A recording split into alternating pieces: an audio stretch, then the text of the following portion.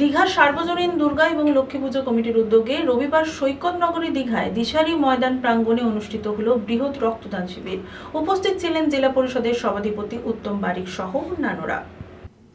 দীঘা সার্বজনীন দুর্গা এবং লক্ষ্মী পুজো কমিটির উদ্যোগে রবিবার সৈকত নগরী দীঘায় দিশারি ময়দান প্রাঙ্গণে অনুষ্ঠিত হল একটি বৃহৎ রক্তদান শিবির।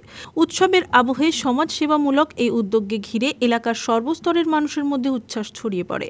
শিবিরে বিশেষ অতিথি হিসেবে উপস্থিত ছিলেন পূর্ব মেদিনীপুর জেলা পরিষদের সভাধিপতি উত্তম বারিক। তিনি রক্তদাতাদের হাতে গোলাপ ফুল তুলে দিয়ে সম্মান জানান এবং সকলকে সমাজ কল্যাণের আরও বেশি করে এগিয়ে আসার জন্য আহ্বান জানান। এই শিবিরে মোট 150 জন রক্তদাতা স্বেচ্ছায় রক্তদান করেন। এখানে প্রত্যেক বছর মতো এবছর রক্তদান শিবির আয়োজন হয়েছে। অন্যান্য জায়গায় কি হয় আমাদের জানা নেই, এবং আমরা এই জায়গায় বলি প্রত্যেক বছরই মেয়েদের ভিড় হয় এবং অভূতপূর্ব সাড়া দেখা যায় ওদের মধ্যে, যারা এসে আমাদের মধ্যে রক্তদান করে আমাদেরকে সমৃদ্ধ করে। আমাদের এই পুজোটা ৭৯ বছরের পুজো।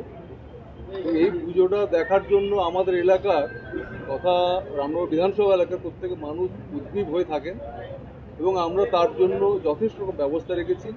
এবং আপনারা জানেন এই পুজো দেখতে আসার জন্য পাশাপাশি এলাকা আমাদের একটা রাজ্য আছে উড়িষ্যা, সেখান থেকেও প্রচুর মানুষ আসেন। আমরা তাদেরকেও যাতে পুজো সবাই ভালোভাবে দেখতে পারে এবং আমাদের যে প্রোগ্রামগুলো রয়েছে প্রোগ্রামগুলো ভালোভাবে তারা উপভোগ করতে পারেন, আমরা তার ব্যবস্থা রেখেছি। আপনারা আসুন সুস্থভাবে, এখানে পরিবেশ রক্ষা করে অন্যদের দেখার সুযোগ করে দিন, আপনি নিজে দেখুন এবং আমাদের সঙ্গে সহযোগিতা করুন, আমরা সেই আশা রাখি। একদিকে দীঘার জগন্নাথ দেব, অন্যদিকে মায়াপুরের ইস্কন মিলেমিশে এটা আমরা এবছর নয়, প্রত্যেক বছর নতুন নতুন থিম নিয়ে আসি। তবে আমাদের এটা সাবেকি ঘরানার পুজো, ওই কারণেই আমরা সেই পুরোনো থিমটাকে রক্ষা করে, এবং আমাদের সম্পাদক মহাশয় বলেছেন যে মুখ্যমন্ত্রীর অনুপ্রেরণায় যে মন্দির হয়েছে জগন্নাথ মন্দির, আর আমাদের এখানে এই মন্দিরটা হচ্ছে বাংলার শ্রেষ্ঠ আরেকটা মন্দির, ইস্কনের মন্দির, সেই মন্দিরে আদলে এখানে আমরা করতে পেরেছি। তার জন্য আমরা নিজেদেরকে গর্বিত এবং আগামী দিনে আরও নতুনভাবে আরও উদ্যম নিয়ে আমরা করতে পারবো এই আশা রাখি। নতুন কি আকর্ষণ রয়েছে? প্রত্যেক বছরের মতো আমাদের কিছু ভোগের আয়োজন রয়েছে। আমাদের অষ্টমীর দিনে যে অঞ্জলি ব্যবস্থা থাকে, মায়েদের জন্য শরবত এবং বসে খাওয়ানোর ব্যবস্থা থাকছে। তাছাড়াও আমাদের দিদি নাম্বার 1 আমাদের এই মঞ্চে এখান থেকে অনুষ্ঠিত হয়। প্রচুর ভ্রমণার্থী যারা বাইরে থেকে আসেন তারাও আমাদের সঙ্গে অ্যাটেন্ড করেন এবং আগামী দিনেও এই দশমী পর্যন্ত চলবে। তারপর লক্ষ্মী পুজো আমাদের থাকে, লক্ষ্মী পুজো শেষ হয়ে আমাদের এই পুজো এখানে সমাপ্তি করবো আমরা। দাদা, এবারে যেহেতু জগন্নাথ মন্দির আর আপনারা বলছেন ইস্কনের, সেই জায়গায় একটা বড় নিরাপত্তা প্রশ্ন ওঠে। বিশেষ করে বহু পর্যটক অষ্টমী থেকে নেমে যান দীঘাতে, বহু পর্যটক আসতে পারে। সেই জায়গা দাঁড়িয়ে মহিলাদের জন্য বা বিশেষ করে নিরাপত্তা ব্যাপারটা গুরুত্ব দিচ্ছে। আমাদের এই নিয়ে প্রশাসনিক স্তরে প্রায় 2 থেকে 3 বার আলোচনা হয়েছে। তাছাড়াও আমাদের প্রায় 50-60 জন আমাদের নিজস্ব স্বেচ্ছাসেবক থাকবেন, সঙ্গে মহিলা স্বেচ্ছাসেবকও থাকবেন, প্লাস প্রশাসনের থেকে যারা থাকবেন তারা সবাই মিলে আমরা এখানটা কোনো জ্যাম হবে না বা জ্যাম হবে না। এই যানজট যেটা থাকে বাইরে সেটা পুলিশ নিয়ন্ত্রণ করবেন, আমাদের থেকেও আমরা নিয়ন্ত্রণ করার চেষ্টা করব। কাঁথি মহকুমা হাসপাতালের ব্লাড ব্যাংক এই দিনে রক্ত সংগ্রহের দায়িত্ব পালন করে। রক্ত সংগ্রহের এই উদ্যোগে কাঁথি মহকুমা হাসপাতাল এবং প্রয়োজনে অসহায় রোগীদের চিকিৎসায় বিশেষ ভূমিকা রাখবে বলে আশা প্রকাশ করেছেন আয়োজকরা। উদ্যোক্তা এবং সভাপতি সম্পাদক এবং সমস্ত সদস্য এবং মাইক্রোফোনের আওয়াজ চলতে শোনা যাচ্ছে। হ্যাঁ, তারপরে এই সময় আমরা বিভিন্নভাবে সমাজ বিভিন্ন শিবির করুন। আজকে রক্তদান করে অনুরোধ করব, আপনারা এই বাল্য বিবাহ নিয়ে প্রচার করুন।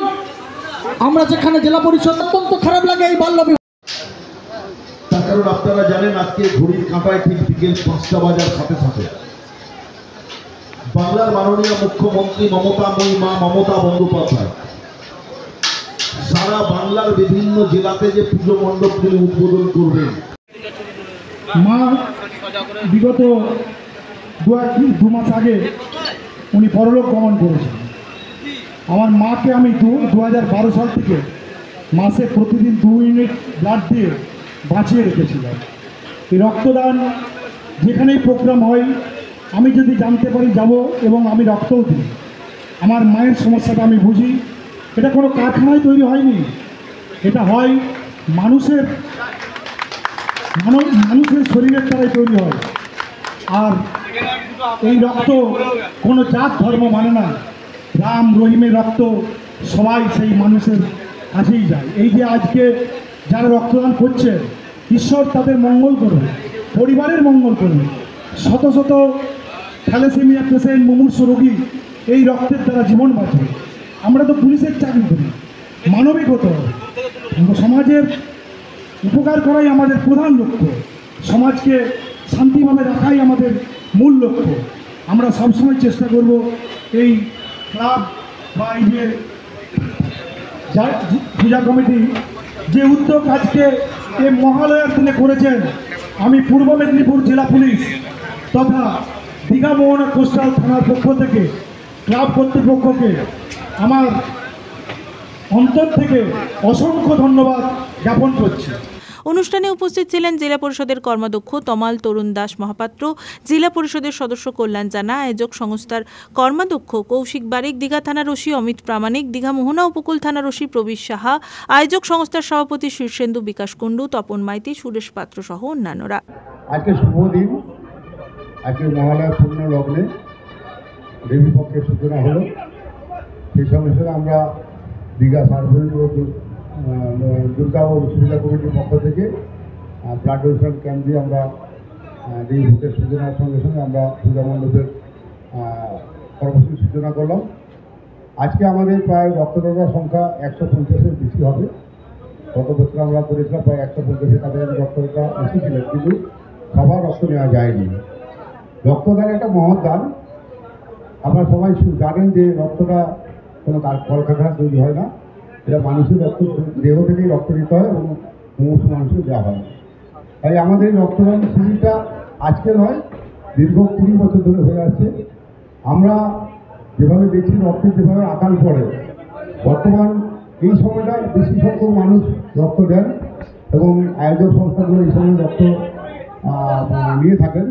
কিন্তু যে সময়টা মূলত ক্রাইসিস হয় সেই সময়টা আমরা রক্ত পাই না, বিশেষ করে গরমকালে। তো আমরা এবার ঠিক করেছি এবার গরমকালে আমরা একটা ক্যাম্প করবো। আমাদের এখানে বহু মানুষ হচ্ছে, বহু রক্তদাতা আছে যারা রক্ত দিতে পারবেন। আজকে হয়তো সবার রক্ত নেওয়া যাবে না, তবে আমরা আগামী দিনে একদম যে সময়টা ক্রাইসিস হয় সেই সময়টা আমরা রক্তদান শিবির করবো। আমাদের এই পুজো কমিটির পক্ষ থেকে আমরা আজকে যেমন রক্তদান শিবির সহ যারা রক্তদান দিচ্ছে, রক্ত দিচ্ছে, তাদেরকে আমরা একটা গাছ দিচ্ছি, তাদের গাছ লাগান, প্রাণ বাঁচান। এই বার্তাটা আমরা মানুষকে দিচ্ছি যাতে পরিবেশটাকে আমরা বাঁচাতে পারি। যেভাবে গ্লোবাল ওয়ার্মিং হচ্ছে, যেভাবে পরিবেশ দূষণ হচ্ছে, তাই দূষণ থেকে রক্ষা পাওয়ার জন্য মানুষকে সচেতন করার জন্য আমরা একটা ভালো জাতের আমের গাছ দিয়েছি, হিমসাগর আম, উন্নত মানের জাত এটা। তারপরে 60 দিন থেকে আমাদের পুজো শুরু হবে, উদ্বোধন শুরু হবে সেখানে। আজকে আমাদের ভার্চুয়ালি উদ্বোধন আছে, বিকাল 4টার সময় মাননীয় মুখ্যমন্ত্রী মমতা ব্যানার্জি আমরা ভার্চুয়ালি উদ্বোধন করবেন। সেজন্য আমরা পুরো প্রস্তুতি নিয়ে ফেলেছি এবং বহু বিশিষ্ট মানুষ বিকালে উপস্থিত থাকবেন। আজকে আমাদের মধ্যে উপস্থিত ছিলেন আমাদের সভাধিপতি জেলার পরস্পরের বিধায়ক উত্তম বারিক মহাশয় সহ বিভিন্ন বিশিষ্ট ব্যক্তিবর্গ ছিলেন। 60 দিন আমাদের সবচেয়ে বড় উদ্বোধন হবে। প্রায় 700 জন মহিলা এবং পুরুষ, 600 জন মহিলা এবং 200 জন ছেলে, যারা 3 রঙের কাপড় পরে, তারা নতুন কাপড় পরে তারা প্রশিক্ষণ যাবেন। সঙ্গে আমাদের বিভিন্ন রকম বাইনা টাজা সহ তাদের সমুদ্র আরতি করতে যাবো আমরা। তারপরে আমরা গুণীজনদের দিয়ে সমর্থন করবো, তাদের দিয়ে আমরা পুজো মণ্ডপ আবার উদ্বোধন করবো। পুলক বেড়ার রিপোর্ট, খবর BCBS।